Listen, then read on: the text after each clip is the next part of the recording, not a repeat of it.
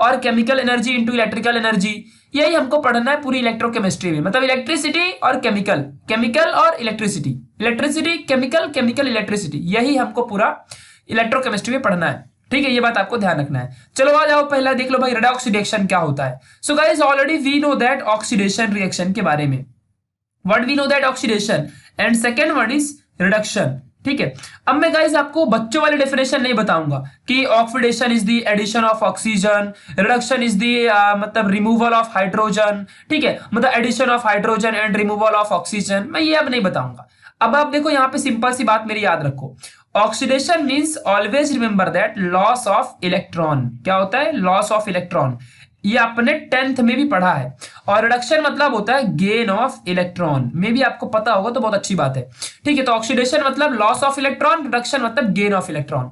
एक एक एग्जांपल भी दे देता हूं आपको, पहले यहां पे समझो अच्छे से। सपोज दैट सोडियम, गाइस आपको हजारों बार अगर आपने मेरी पूरी लगातार वीडियो देख रहे हो तो आपको ये पता ही होगा कि इलेक्ट्रॉन हमेशा लॉस कौन करता है? इलेक्ट्रॉन हमेशा लॉस मेटल्स करते हैं। कौन करते हैं? मेटल्स, यानी कि सोडियम, मैग्नीशियम, फिर एल्यूमिनियम, जितने भी मेटल्स होते हैं सब मेटल्स हमेशा इलेक्ट्रॉन को इजीली लॉस कर देते हैं, डोनेट कर सकते हैं। ठीक है, यानी कि अगर सोडियम ने यहाँ पे एक इलेक्ट्रॉन लॉस किया तो कैसे दिखेगा? सपोज दैट अगर हम साइड में लिख दिए इलेक्ट्रॉन, कभी भी प्लस के बाद वाली जो चीजें होती है ना वो आपका रिलीज होने वाली होती है, मतलब वो निकल चुकी है। तो इलेक्ट्रॉन आपने लॉस कर दिया तो यहाँ पे क्या बनेगा? सोडियम ने एक इलेक्ट्रॉन लॉस किया तो इसके ऊपर पॉजिटिव चार्ज आ जाएगा। अब देखो जैसे कि आपके अंदर निगेटिविटी है यानी इलेक्ट्रॉन है, आपने इलेक्ट्रॉन लॉस कर दिया तो आपके अंदर क्या बचेगी? पॉजिटिविटी बचेगी ना। तो वैसे ही सोडियम ने जब एक इलेक्ट्रॉन भगा दिया तो उसके पास यहाँ पे Na+ आ जाएगा। तो this is the example of oxidation reaction. Now what about this reduction reaction? So reduction reaction के बारे में गाइस समझ लो। अब देखो जैसे कि क्लोरीन है, क्लोरीन क्या करेगा? अब ये एक सिंगल सा इलेक्ट्रॉन गेन करेगा। क्या करेगा? ये इलेक्ट्रॉन गेन करेगा। सो ये क्या बनाएगा? आपको पता ही होगा, ये बनाएगा Cl-, बिकॉज इसने इलेक्ट्रॉन को गेन किया है। और जब इसने इलेक्ट्रॉन गेन किया है, gain of electron is the reduction reaction. और हमेशा इलेक्ट्रॉन गेन कौन करता है? नॉन मेटल करते हैं। कौन करते हैं? Non metal. जैसे ऑक्सीजन हो गया, फ्लोरीन हो गया, ठीक है, ये सब के सब, जैसे कि और भी है क्लोरीन, फ्लोरीन, ब्रोमीन, आयोडीन, सब हेलोजन के अंदर आते हैं। ठीक है, ऐसे बोरॉन हो गया। ठीक है, तो ये सब के सब इलेक्ट्रॉन को क्या करते हैं? गेन करते हैं। तो ये सब के सब रिडक्शन रिएक्शन करते हैं। अब गाइस यहाँ पे सुन लो अच्छे से कि ऑक्सीडेशन और रिडक्शन रिएक्शन जब किसी भी सिंगल रिएक्शन में होता है ना, तो उसी को हम क्या कहते हैं? Redox reaction. यानी कि जब कोई भी रिएक्शन साइमल्टेनियसली किसी भी रिएक्शन में oxidation as well as reduction दोनों साथ में हो तो उसे हम रेडॉक्स रिएक्शन कहते हैं। ये बात आपको समझ के रखनी है। ठीक है, आपको एक नोट्स बन गई, यू कैन टेक स्क्रीनशॉट। ठीक है, चलो आगे बढ़ते हैं। Now what is use of dry cell? ठीक है, पहले ये समझो ड्राई सेल भाई एग्जैक्टली करता क्या है। ड्राई सेल का एग्जांपल देखो, हम लोग ने देखो फिरंगी घुमाते हैं ना, पता है ना, वो एक 5 रुपए की मोटर आती है, उसके ऊपर हम लोग कुछ पेपर वगैरह लगा के घुमाते हैं। आपने देखा होगा, मैं तो अभी भी घुमाता हूँ, अगर मुझे मिल जाए तो मजा आता है। ठीक है, तो आपको पता होगा यही मोटर हम इस्तेमाल करते हैं और इसको रख दो धूप में तो अच्छा खासा चार्ज भी हो जाती है। ठीक है, चलो, तो ड्राई सेल एग्जैक्टली करता क्या है? ओके, तो गाइस ड्राई सेल का कन्वर्जन का काम करता है। ये केमिकल एनर्जी जो आपके पास होती है, कौन सी एनर्जी? जो केमिकल एनर्जी, इसके अंदर केमिकल भरे होते हैं। ठीक है, वो क्या होते हैं मैं बताऊंगा, इलेक्ट्रोलाइट्स वगैरह होते हैं। तो केमिकल एनर्जी को गाइस ये कन्वर्ट करता है किसमें? इलेक्ट्रिकल एनर्जी में। किसमें? ये इलेक्ट्रिकल एनर्जी में ये कन्वर्ट करता है केमिकल एनर्जी को। ठीक है, ये बात आपको ध्यान रखना है। तो यही है ड्राई सेल का यूजेस, कि ये केमिकल एनर्जी को इलेक्ट्रिकल एनर्जी में कन्वर्ट कर सकता है, यानी कि केमिकल से आपको इलेक्ट्रिसिटी मिल जाएगी। ठीक है, तो ये एक बहुत ही बेस्ट काम है इसका। ओके माय डियर, चलो, तो ये आपको अच्छे से समझ गया होगा। अभी हम लोग आगे बढ़ते हैं कि अपना आगे बहुत ही बेसिक चीजें बताऊंगा, तभी आप इस चैप्टर को समझ पाओगे। जो चीज बताऊंगा उसे सुनो ध्यान से और फिर समझो। दैट्स इट, और ज्यादा आपको कुछ करना नहीं है। केमिकल के थ्रू कैसा इलेक्ट्रिसिटी बन सकती है, पहले ये सोचो। इसके अंदर ब्लैक कलर है, इसको फोड़ोगे ना तो अंदर ब्लैक कलर के केमिकल एकदम आपको मिलेगा। वहां से कैसे इलेक्ट्रिसिटी बनेगी यार? इलेक्ट्रॉन्स करंट कैसे प्रोड्यूस होता है? तो यही समझना है। तो इलेक्ट्रोलाइसिस नाम का एक प्रोसेस होता है, पहले ये समझो। Electrolysis, first of all guys मतलब समझो। इलेक्ट्रो मींस क्या होता है? इलेक्ट्रो मींस इलेक्ट्रिसिटी यानी करंट या electrons, lysis means break down. ठीक है, यानी कि या इलेक्ट्रोलाइट्स भी आप कह सकते हो। तो इलेक्ट्रो यानी कि कुछ चीजें जिसे आपने लाइसिस किया, जिसका आपने ब्रेक डाउन किया। ठीक है। तो इलेक्ट्रो मींस इलेक्ट्रोलाइट्स, यानी कि देखो आपको थोड़ा सा एक चीज बता देता हूं, जैसे कि देखो बहुत सारी चीजें होती हैं। आयोनिक कंपाउंड के बारे में आप जानते ही रहोगे, ठीक है। किसके बारे में? मैंने एक बेसिक वीडियो बनाई है ऑर्गेनिक केमिस्ट्री की, पूरे 2 घंटे की, प्लीज जाओ उसे अच्छे से वॉच कर लो, उसमें मैंने आयोनिक कंपाउंड के बारे में बताया है, ठीक है। आयोनिक कंपाउंड क्या होते हैं? जिसमें कि जो कि आयोनिक बॉन्ड से बॉन्डेड होते हैं। किससे बॉन्डेड होते हैं? आयोनिक बॉन्ड से, ठीक है। ये बहुत ज्यादा स्ट्रांग होते हैं, ये भी आपको समझना है। दूसरी बात है, जैसे कि देखो ये एक मेटल और ये एक नॉन मेटल के बीच में इनकी बॉन्डिंग होती है। किसके बीच में? एक मेटल और नॉन मेटल के बीच में। जैसे कि देख लो, अगर Na है तो प्लस और Cl है तो माइनस, ये दोनों कटायंस और अनायंस ऐसे होते हैं, इनके बीच में जो ये बॉन्डिंग है, इसी को हम क्या कहते हैं? इसी बॉन्डिंग को हम आयोनिक बॉन्डिंग कहते हैं, समझा। तो ये आयोनिक बॉन्ड होते हैं। जैसे कि फॉर एग्जांपल NaCl है, अगर अब मैं इसको ब्रेक कर दूं, तो ये क्या बनाएगा? मुझे यही देगा ना, Na प्लस देगा और Cl माइनस देगा, ठीक है। ये बातें आपको समझ के रखनी है, तो यही देने वाला है ये, मतलब Na प्लस देगा और Cl माइनस देगा, यही देगा ना, ठीक है। तो इसी को हम इलेक्ट्रोलाइट्स कहते हैं, ठीक है। ये Na प्लस Cl माइनस तो आयंस है, फिलहाल ये भी इलेक्ट्रोलाइट्स हो सकते हैं, ऐसी बात नहीं है, ठीक है। बट NaCl अपना इलेक्ट्रोलाइट्स है, ठीक है। ये बात आपको समझनी है, ठीक है। चलो हम अभी यहाँ पे देखते हैं, आगे बढ़ते हैं अपने कॉन्सेप्ट की तरफ। तो इलेक्ट्रोलाइसिस क्या होता है? Breaking down of ionic compounds. क्या होता है? Breaking down of ionic compounds. अब आयोनिक कंपाउंड कौन कौन से? तो जैसे कि NaCl हो गया, फिर MgCl2 हो गया, फिर ऐसे आपने सुना होगा AlCl3 हो गया, फिर ऐसे आपने MgO देखा होगा, ठीक है, मैग्नीशियम ऑक्साइड, ऐसे आपने NaO देखा होगा, सोडियम ऑक्साइड, ठीक है। तो ये सब के सब आपके आयोनिक कंपाउंड है, जिसमें कि एक मेटल और दूसरा नॉन मेटल का कॉम्बिनेशन होता है, तभी तो वो प्लस और माइनस बन पाएंगे, क्योंकि मेटल हमेशा इलेक्ट्रॉन लॉस करके प्लस बना देता है, पता है ना आपको, अभी भी तो बताया यार, भूल जाओगे क्या? तो अभी मेटल अपना इलेक्ट्रॉन लॉस करके प्लस बनाता है और नॉन मेटल इलेक्ट्रॉन गेन करके निगेटिव बनाता है। अब यही पॉजिटिव निगेटिव में कॉम्बिनेशन हो जाता है, और जिस बॉन्ड यहाँ पे जो क्रिएट होता है उस बॉन्ड को हम आयोनिक बॉन्ड कहते हैं, ठीक है। तो ये बात आपको ध्यान रखनी है, ठीक है। तो यही आयोनिक कंपाउंड ब्रेक होते हैं, जैसे कि अभी NaCl ब्रेक होगा तो Na प्लस Cl माइनस बनाएगा, MgCl2 ब्रेक होगा तो Mg प्लस और Cl माइनस 2 बार बनाएगा, क्योंकि यहाँ पे Cl2 है, ठीक है। तो जब भी कभी भी आप आयोनिक कंपाउंड को ब्रेक करते हो तभी आपको इलेक्ट्रिसिटी प्रोड्यूस होती है, ये आपको समझना है। बट कैसे? अभी भी यही क्वेश्चन है कि कैसे क्रिएट होती है, ठीक है। चलो आगे देखेंगे अभी, ठीक है। इलेक्ट्रोलाइसिस बेसिकली करता क्या जानते हो? ये ना इलेक्ट्रिकल एनर्जी को कन्वर्ट करता है केमिकल एनर्जी में, मतलब इलेक्ट्रोलाइसिस के थ्रू आप इलेक्ट्रिकल एनर्जी जो होती है उसको कन्वर्ट कर सकते हो केमिकल एनर्जी में। आप बोलोगे वाह ये तो बहुत अच्छी बात है यार, मतलब कि इलेक्ट्रिकल एनर्जी, इलेक्ट्रिसिटी, करंट, आपका जो करंट है उसको आप केमिकल में कन्वर्ट कर सकते हो, केमिकल एनर्जी में आप उसे कन्वर्ट कर सकते हो। बोलोगे कैसे हो सकता है ये? देखो पहली बात, आप सपोज दैट आपके पास सामने एक सॉल्यूशन है, अब आपकी बुक में ऐसा बताया नहीं है, ठीक है, आप बस रीड करोगे तो समझेगा। ये चीज अगर आई नहीं ना तो आगे का आप कुछ नहीं समझ पाओगे, मैं पहले ही बोल रहा हूं, ठीक है। चलो सपोज दैट ये आपके पास एक बीकर है, बीकर के अंदर आपने NaCl लेके रखा जो कि एक आयोनिक कंपाउंड है। अब देखो मुझे इसको ब्रेक करना है, तो अब यहां पे क्या करूंगा, मैं इलेक्ट्रिसिटी कंडक्ट कराऊंगा इस सॉल्यूशन में से, जो ये सॉल्यूशन है पूरा NaCl का, सोडियम क्लोराइड इसे कहते हैं, इसके अंदर मैं क्या करूंगा, इलेक्ट्रिसिटी पास कराऊंगा। जब गाइस मैं इसके अंदर इलेक्ट्रिसिटी पास कराऊंगा तो ये क्या होगा, जैसे ही मैं इसके अंदर इलेक्ट्रिसिटी पास कराऊंगा तो इसके अंदर Na और जो Cl है, Na और Cl ये ब्रेक हो जाएंगे, NaCl ब्रेक हो जाएंगे, Na प्लस Cl माइनस में ऐसे आयंस बन जाएंगे, एक पॉजिटिव कटायन निगेटिव अनायन बन जाएगा, ठीक है। और इसी को हम एक्वेस या फिर मोल्टन सॉल्यूशन कहते हैं। मोल्टन मींस एक पिघला हुआ, यानी कि एक लिक्विड के फॉर्म में जिसके अंदर के आयंस ब्रेक हो चुके हो, देखो ना इसके अंदर के पूरा NaCl था पूरा ब्रेक हो गया।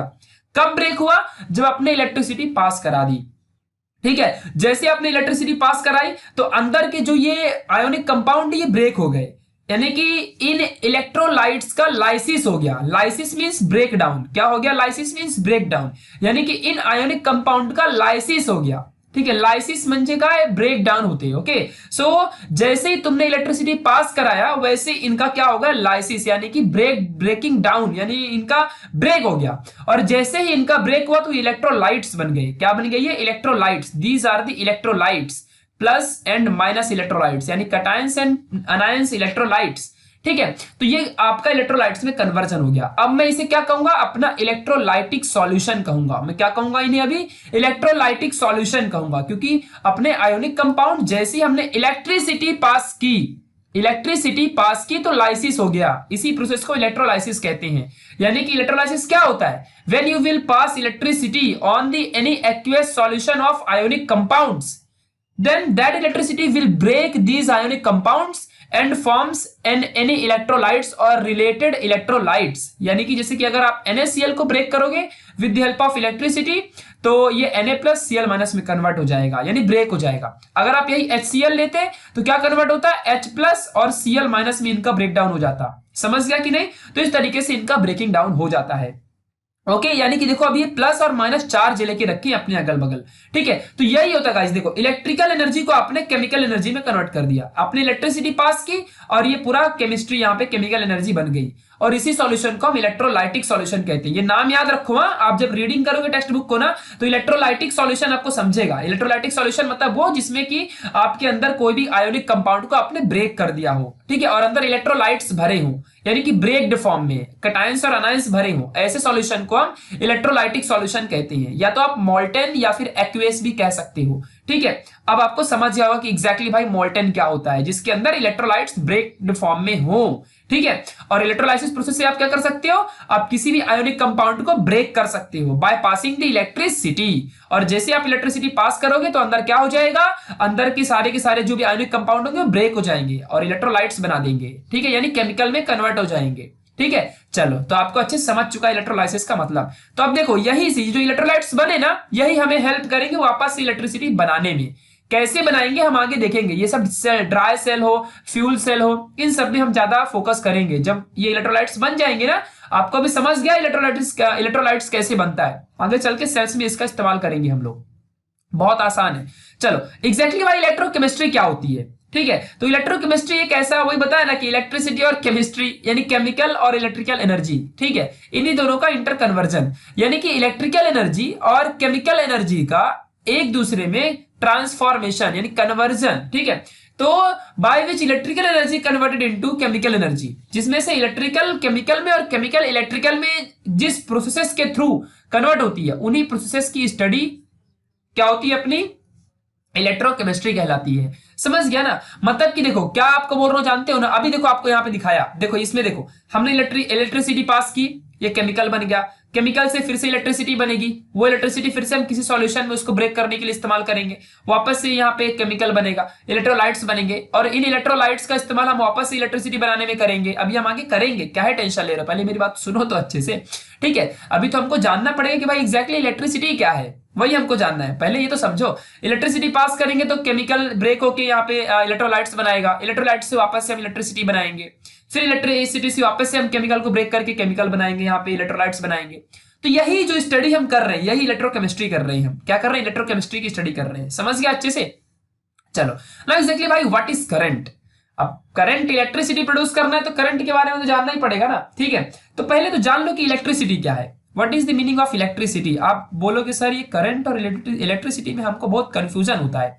ठीक है, तो इलेक्ट्रिसिटी भाई कुछ और नहीं, फ्लो और मूवमेंट ऑफ चार्ज होता है। क्या होता है, फ्लो और मूवमेंट ऑफ चार्ज, यही होती है इलेक्ट्रिसिटी। जब कभी भी कोई भी चार्ज फ्लो होगा या तो मूव होगा तभी आपको इलेक्ट्रिसिटी प्रोड्यूस होगी, तभी आपकी क्या होगी, इलेक्ट्रिसिटी प्रोड्यूस होगी। ये बातें आपको समझ के रखनी है, और अगर ऐसा नहीं है तो इलेक्ट्रिसिटी प्रोड्यूस नहीं होगी। अब फ्लो या फिर चार्जेस का मूवमेंट कहां होता है, तो चार्जेस का मूवमेंट ओनली मेटल में होता है। ठीक है, और इसीलिए मेटल ही क्या होते हैं, आपको पता होगा ये कंडक्टर होते हैं। ठीक है, इसीलिए सिर्फ मेटल से ही इलेक्ट्रिसिटी ज्यादातर पास होती है, क्योंकि मेटल के अंदर ही जो चार्जेस होते हैं वो फ्लो कर सकते हैं। गाइज आपको एक बात बता दूं कि you can't define the charges, charge को आप डिफाइन नहीं कर सकते, क्योंकि ये खुद एक फंडामेंटल फेनोमेनन है। यानी कि चार्ज से ही दूसरी चीजें बनती हैं, चार्ज खुद किसी से नहीं बनता। जैसे कि आपको बोलो मास को डिफाइन करो, तो यू कांट डिफाइन मास खुद ही एक फंडामेंटल एक फेनोमेनन है, इससे दूसरी चीजें बनेंगी। ठीक है, जैसे कि वेट बनेगा, इससे weight is equal to mg होता है। ठीक है, तो ये मास से बनेगा, मास किसी से नहीं बनता है। मास खुद एक ऐसा चीज है जो डेफिनेशन बनाने का काम करता है, मास की कुछ डेफिनेशन नहीं है। ठीक है, ये जस्ट एक फंडामेंटल फेनोमिनन्स होते हैं। ऐसे चार्ज भी, हाँ चार्ज के टाइप होते हैं पॉजिटिव और निगेटिव, ये थोड़ा सा आपको याद रखना है। तो इन्हीं ये चार्ज सबके अंदर होते हैं, जैसे कि मेटल के अंदर, नॉन मेटल के अंदर, सभी के अंदर चार्जेस होते हैं, different charges, different metal non metal के अंदर। ठीक है, तो जब इनका फ्लो होगा या मूवमेंट होगा तभी आपकी इलेक्ट्रिसिटी प्रोड्यूस होगी। यानी कि अब चलो देखते हैं करंट के बारे में, करंट भी कुछ सेम ही है और इलेक्ट्रिसिटी ही तो करंट है। ठीक है, चलो अभी समझते हैं। तो अभी यहाँ पे आपको थोड़ा सा कॉन्सेप्ट क्लियर कर देना है कि भाई एग्जैक्टली करंट क्या होता है। आप चाहो तो रीड कर लो, मैं आपको थोड़ा बताना चाहूंगा, यहाँ पे ध्यान देना। Suppose that you have any element, ठीक है, मेटल यानी कंडक्टर है एक आपके पास। कंडक्टर के अंदर बहुत सारे यहाँ पे एटम होंगे, क्या होंगे, एटम होंगे, बहुत सारे आपके पास यहाँ पे एटम होंगे। मे बी आपको ये बात पता हो, नहीं पता है तो जिसको नहीं पता मैं उसके लिए बता रहा हूं, जिसे पता है तो वो सब जानता है भाई, तो फिर वो वीडियो क्यों देख रहा है। ठीक है, चलो ऐसे ही आपका बहुत बड़ा मेटल है, आप जानते हो ना मेटल आपके पास ऐसे होते हैं। अब इन मेटल्स के आउटर मोस्ट ऑर्बिट में आपको दिखाता हूं मैं यहाँ पे, ठीक है। ये सपोज दैट ये आपके पास ऐसा है, कोई भी एक आपके पास कोई भी एक एटम है, इसके आउटर मोस्ट ऑर्बिट में एक इलेक्ट्रॉन है, ठीक है। अब ये इलेक्ट्रॉन ये लॉस कर दिया, सपोज दैट इसने इलेक्ट्रॉन को भगा दिया, क्योंकि जो आउटर मोस्ट ऑर्बिट होता है, ये बाहर की ऑर्बिट को हम आउटर मोस्ट ऑर्बिट कहते हैं, ठीक है। मैंने एक बेसिक वीडियो बनाई है 2 घंटे की, उसे जाओ यार देख लो, ठीक है। तो एक आउटर मोस्ट ऑर्बिट जो होता है, इसमें जो भी इलेक्ट्रॉन्स रहते हैं ना, तो वो न्यूक्लियस से लूजली बाउंडेड होते हैं, यानी कि न्यूक्लियस उन्हें ज्यादा अट्रैक्ट कर नहीं पाता है। तो क्या करेगा, ये इलेक्ट्रॉन इस ऑर्बिट से बाहर भाग जाएंगे, यानी कि ऐसा बाहर आ जाएगा। अब ये फ्री हो गया, निगेटिव चार्ज तो इसके पास है, ठीक है। देखो ई और माइनस लिखा हुआ है ऐसा, ठीक है। तो ये माइनस साइन है, ये आपका क्या है, निगेटिव चार्ज है। कैसा चार्ज है, निगेटिव। एंड जो ये ई है, ये आपका क्या है, चार्ज कैरियर, ये आपका चार्ज कैरियर है, ठीक है। इस चीज को आपको समझना है। तो ये दोनों का आपको फंडा समझ गया होगा। ये इलेक्ट्रॉन है, ठीक है, इलेक्ट्रॉन जो कि निगेटिव चार्ज कैरी करके रखता है, ये टोटली फ्री हो जाता है, आउटर मोस्ट ऑर्बिट से बाहर निकल जाएगा, क्योंकि न्यूक्लियस उसे बाउंड नहीं कर पाता है, न्यूक्लियस उसे अपने तरफ खींच नहीं पाता है, तो वो इलेक्ट्रॉन बाहर निकल जाता है और वो फ्री बन जाता है। तो ऐसे ही मेटल के अंदर बहुत सारे फ्री इलेक्ट्रॉन्स, हर एक सिंगल एटम के एक इलेक्ट्रॉन, 2 इलेक्ट्रॉन ऐसे बाहर निकल जाते हैं, ऐसे बहुत सारे इलेक्ट्रॉन बाहर फ्री हो जाते हैं, समझ गया। और वो बोलते हैं ना, जैसे किसी को घर से बाहर निकाल दे तो कैसा एकदम मस्त मस्ती में घूमेगा, कोई उसको गाइड करने वाला नहीं है, कोई डिसिप्लिन नहीं, मस्त घूमते रहो, क्या फर्क पड़ता है, ठीक है। तो वैसे ये इलेक्ट्रॉन क्या होते हैं, ये इलेक्ट्रॉन ना गाइस कैसा भी अंदर घूमते रहते हैं। ये जो चार्जेस है आप देखो, इलेक्ट्रॉन म्हणजे का है, इलेक्ट्रॉन म्हणजे निगेटिव चार्जेस, ठीक है, इलेक्ट्रॉन म्हणजे निगेटिव चार्जेस। तो ये देखो बस अब जब फ्री हो गए तो किधर भी घूमेंगे। अब मैंने उस एटम को भगा दिया, मैंने एटम को यहाँ पे दिखाया नहीं है, मैंने यहाँ पे एटम को दिखाया नहीं, आप बोलना मत कि सर एटम किधर गया अपना, ठीक है, ऐसा नहीं। अब ये इलेक्ट्रॉन्स किधर भी घूम रहे हैं, किधर भी घूम रहे हैं, ऐसा इनको कोई पूछने वाला ही नहीं है, ठीक है। और इस एटम ने इनको धक्के मार के बाहर भगा दिया था, तो अब इनको आएगी गुस्सा, बोलेंगे भाई हमको बाहर निकाल दिया, अब हम तो कुछ करके दिखाएंगे।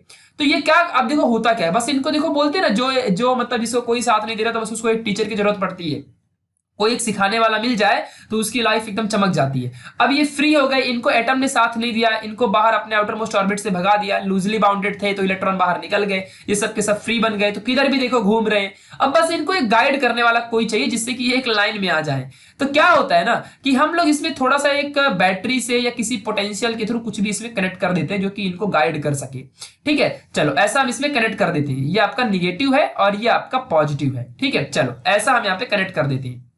मेरी बातों को ध्यान देना गाइस, यहाँ पे आप जिन बच्चों ने फिजिक्स का करंट इलेक्ट्रिसिटी पढ़ा होगा, बहुत लोगों ने कहा करंट का फ्लोटेशन सर आपने पॉजिटिव निगेटिव निगेटिव पॉजिटिव ऐसे किया है, थोड़ा समझो यहाँ पे, वो सब सही है। यहाँ पे देखो पहले, ठीक है, ध्यान समझना। तो जैसे ही आप यहाँ से पॉजिटिव निगेटिव बैटरी कनेक्ट करोगे, तो करंट का पोजिशन, करंट का मूवमेंट, यानी जो इलेक्ट्रॉन है, इलेक्ट्रॉन, अभी करंट रुक जाओ, इलेक्ट्रॉन, तो इलेक्ट्रॉन का मूवमेंट निगेटिव से पॉजिटिव हमेशा होता है। तो ये सारे जो भी आपके पास यहाँ पे इलेक्ट्रॉन दिए हुए हैं, तो ये सब जानते हो क्या हो जाएंगे, रुको आपको बस दिखाता हूं, ठीक है। ये सबके सब, ये जितने भी हैं यहाँ पे, ये सबके सब आपको थोड़ा समझना है, ठीक है। चलो ध्यान दो, ये सबके सब इलेक्ट्रॉन्स एक डायरेक्शन में आ जाएंगे, ठीक है। ये सबके सब इलेक्ट्रॉन्स इस तरीके से फ्लो होने लगेंगे, मेरी बातों को समझो, आपको मे भी ये पता भी हो, ये सबके सब एक डायरेक्शन में फ्लो होने लगेंगे, सबके सब इलेक्ट्रॉन एक डायरेक्शन में फ्लो होने लगेंगे। समझ गया कि नहीं समझ गया, ये इलेक्ट्रॉन का फ्लोटेशन इस तरीके से होने लगेगा। और अभी मैंने क्या बताया कि फ्लो ऑफ, क्या बताया मैंने अभी, फ्लो और movement of the charges electricity, या फिर flow of free charges per unit time is the current. तो गाइस अभी आपने यहाँ पे देखा कि अगर सपोज दैट इलेक्ट्रॉन्स, अगर सपोज दैट यहाँ पे जो इलेक्ट्रॉन्स है, ठीक है, सो जैसे इलेक्ट्रॉन्स यहां से मूव करेंगे या फ्लो करेंगे, तो इसमें क्या होगी, इस पूरे सर्किट में, इन वायर्स में, जो यहाँ पे वायर मैंने कनेक्ट की है, इन वायर में क्या होगा, यहाँ पे करंट प्रोड्यूस होगा। तो करंट का डायरेक्शन कैसे होगा, तो कभी भी याद रखना कि जब कभी भी निगेटिव से, जो इलेक्ट्रॉन्स होते हैं वो कभी भी निगेटिव से पॉजिटिव की तरफ किधर जा रहे हैं, देखो ना यहाँ पे निगेटिव इधर से और ऐसा पॉजिटिव की तरफ जा रहे हैं। But what about current, current हमेशा पॉजिटिव से, यहां पे ध्यान दो अच्छे से, ऐसा करंट हमेशा ऐसा जाएगा, करंट हमेशा पॉजिटिव से निगेटिव जाएगा। कैसा जाएगा करंट? हमेशा पॉजिटिव से निगेटिव। तो ये आपका हो गया करंट और ये आपके इलेक्ट्रॉन का मूवमेंट। तो ठीक है, यहां पे मैं लिख देता हूं इलेक्ट्रॉन हमेशा कैसे मूव करता है, निगेटिव टू, यहां पे अच्छे से मैं लिख देता हूं, ठीक है, निगेटिव टू पॉजिटिव। ठीक है, कैसा? करंट हमेशा निगेटिव टू पॉजिटिव, इलेक्ट्रॉन्स। और करंट कैसे मूव करता है?